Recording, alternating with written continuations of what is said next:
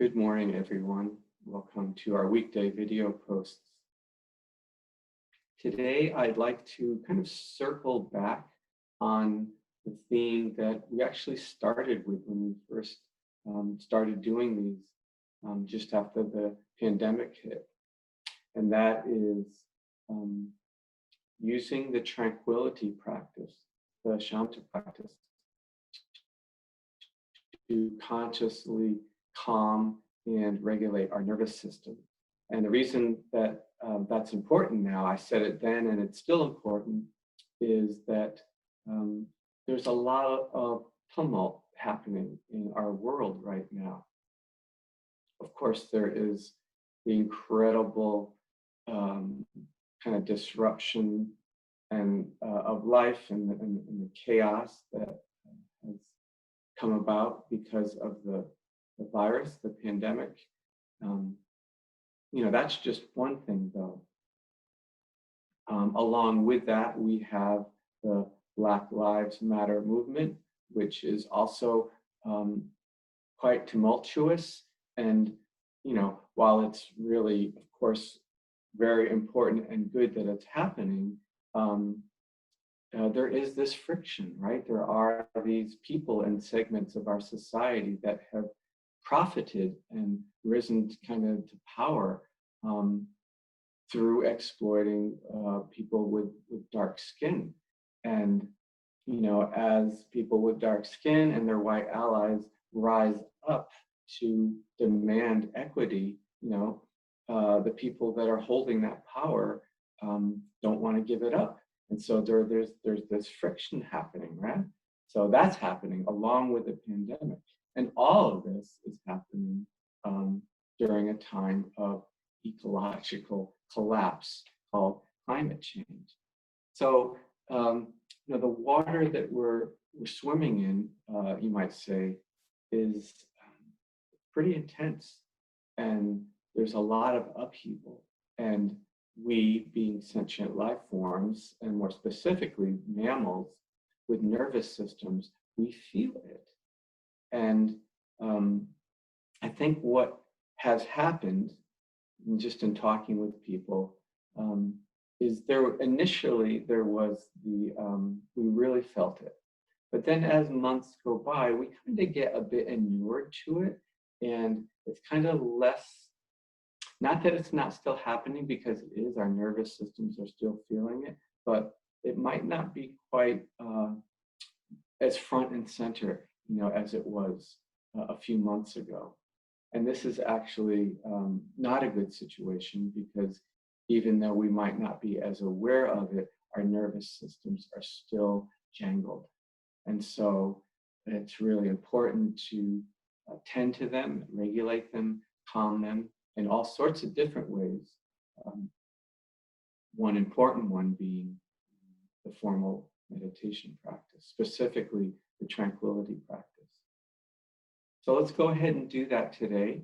We'll spend a little bit more time doing our formal practice, and I'll give the instructions for the tranquility practice, which include the first set of instructions from the Satipatthana, the Anapanasati Sutta, the mindfulness of breathing. Okay? So let's get into the position we're going to meditate in. And as far as I'm concerned, the instructions for the tranquility practice start with the position that we get in, because we really work with calm in the body in the tranquility practice, and the upright back is really supportive, not just for alertness, but it actually supports the rest of the body to be able to soften and relax, because you've got that structure happening and the rest can just let go.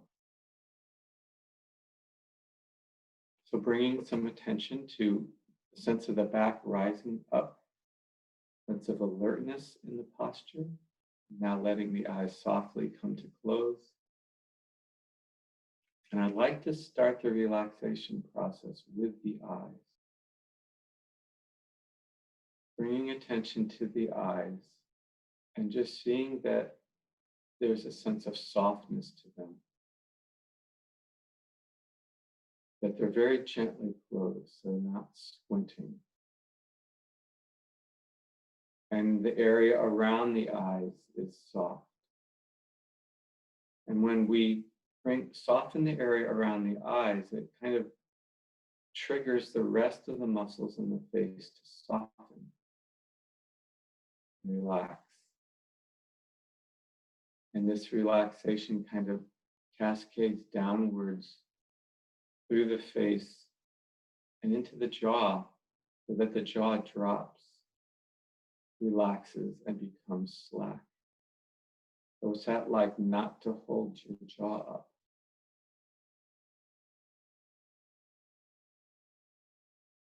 Even if the lips want to part a little bit, that's fine. You can keep the tongue on the tip of the tongue on the roof of your mouth, and continue to breathe naturally through the nose. So the jaw drops, shoulders drop.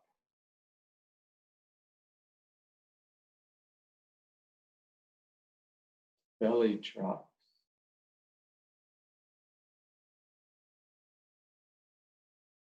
Sense of the body relaxing, the energy draining downwards. And we naturally, the attention kind of naturally then comes into contact with the body as it touches what's below it, as it contacts floor, chair. Like we relax into that connection with what's below us.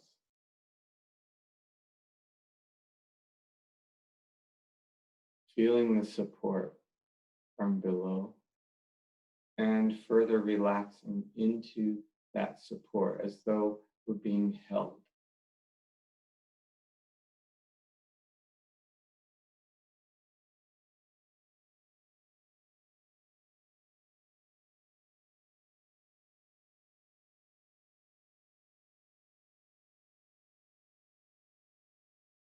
And now we consciously start to connect to our body in a somatic way, really, not that we haven't been already, but we consciously connect in this way now with these contact points. What do we feel, say, where the sit bones are touching the chair, or where the bottoms of the feet, say, are touching the floor? Or any other part of the body where it might be touching itself, hands touching, etc.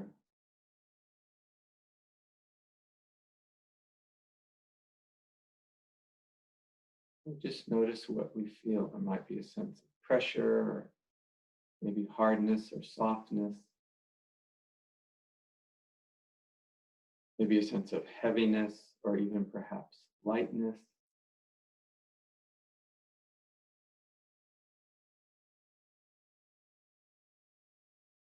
Mostly connecting with various qualities of the earth element, the heaviness, the density of the body.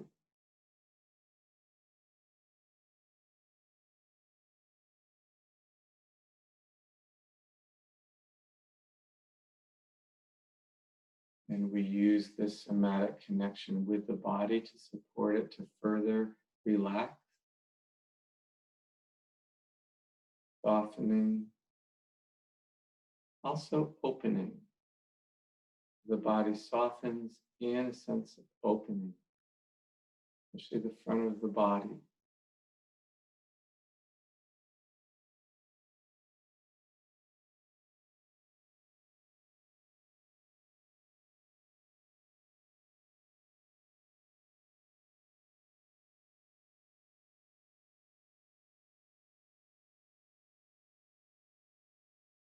And as the body softens and opens, it supports now our attention to follow suit. Let your attention now soften and open to the whole body. And not just noticing the body at the touch points. That was just to get us connected somatically. Let your attention widen to fill the whole body, feeling the whole body all at once.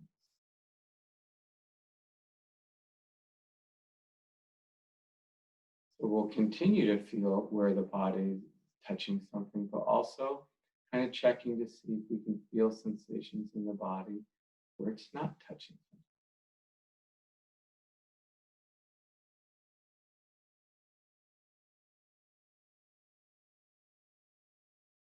We want the attention to be wide, soft, receptive.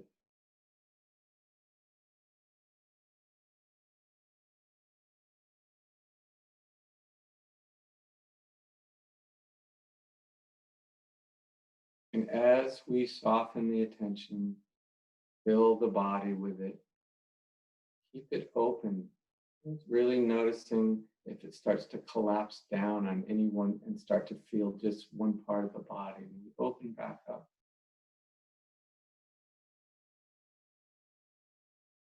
And as we do this, we start to connect with the body and experience it like a field of sensations, rather than experiencing the body as a distinct form with kind of, very clear, distinct edges. More of a bit of a nebulous field of tiny, pinpoint, changing sensations, quickly coming in and out of existence, the way fizzy bubbles, on a soft drink are at the surface, rapidly arising and passing away.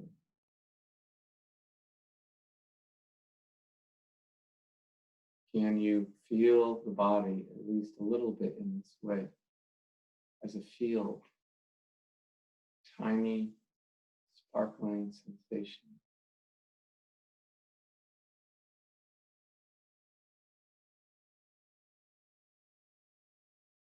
Now, if we were continuing to use the lens of the elements, if we started by noticing the earth element at those contact points, this would be more the air element. Tiny, tiny little movements of energy. And if we were to use the lens of the different ways that the body can be felt, kind of in its various forms of subtlety, we've gone from the gross body that we feel at those touch points to now the energy body, tiny sensation. That's more subtle. And in order to ascertain the body in this more subtle way, the awareness needs to be more subtle, soft, open, receptive.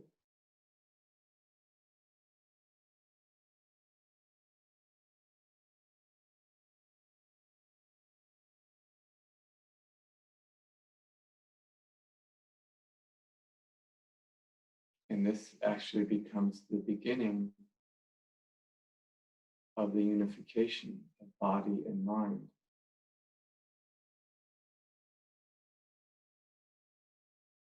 As they coalesce around this common degree of subtlety. Subtlety of the sensation and the subtlety of the awareness, knowing those sensations.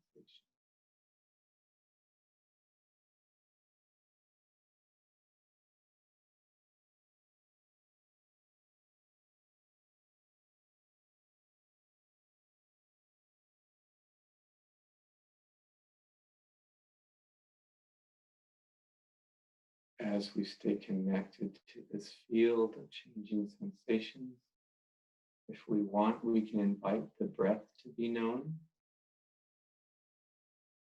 And the breath is known as part of this field of changing sensations, or within it. It's not separate from it. How do you experience the in and out breathing, that rhythm within this field?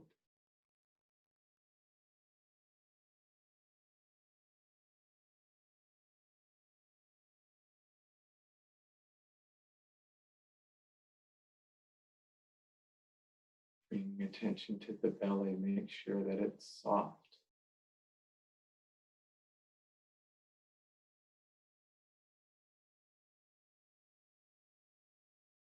So we connect with the breath body from the Anapanasati Sutta, breathing in, breathing out, sensitive to the entire breath body. There's that pointing to that quality of awareness. It's subtle, it's sensitive. It's not crashing around, holding tightly onto the object. Sensitive to it, it's receptive.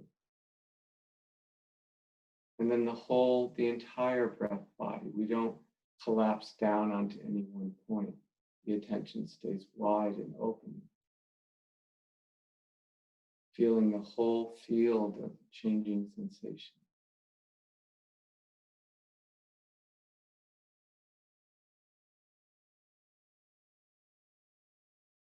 This field of changing sensations, which includes the rhythmic process of the in and out breathing, becomes the meditation object.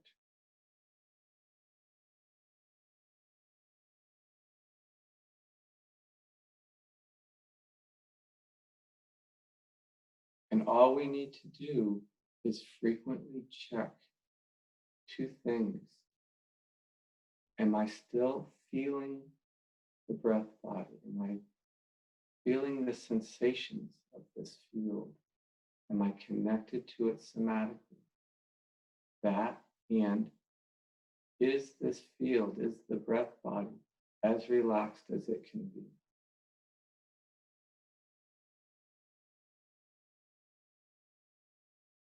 And these two things, feeling the breath body and the relaxation of the breath body, deepen together. Each give rise to and support the deepening of the other. And the whole shamatha practice, the whole tranquility practice deepens through just this.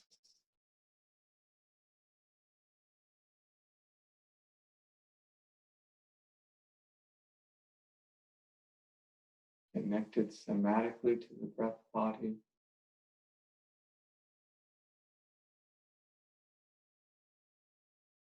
And softening, intending for the breath body to calm.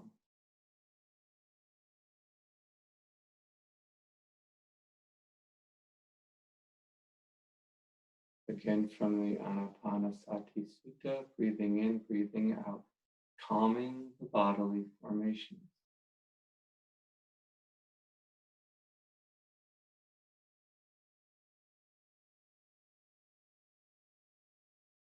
And then breathing in, breathing out, calming the mental formations, which happens quite naturally as the awareness, sensitivity of it keeps up, like it keeps pace with the calming of the body. As the breath body calms, the sensations actually get more delicate. And therefore the awareness matches that. It becomes more delicate.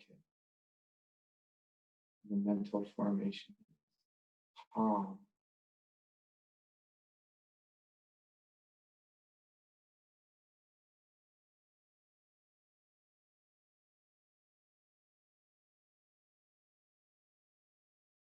But we just work with the body, the mind will follow.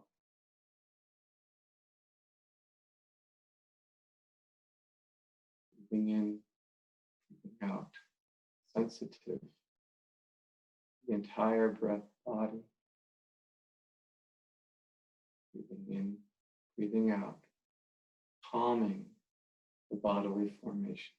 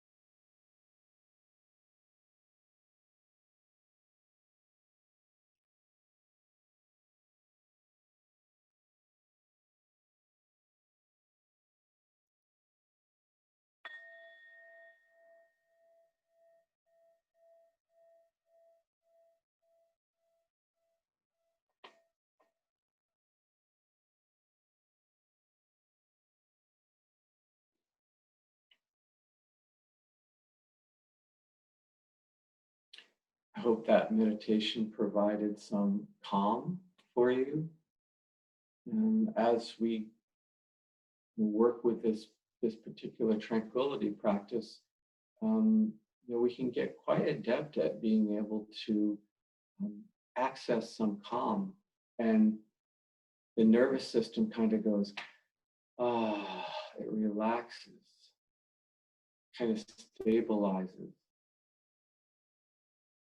And, with our nervous system more relaxed and calm, more regulated, then it actually then has the bandwidth to meet life without getting so rocked.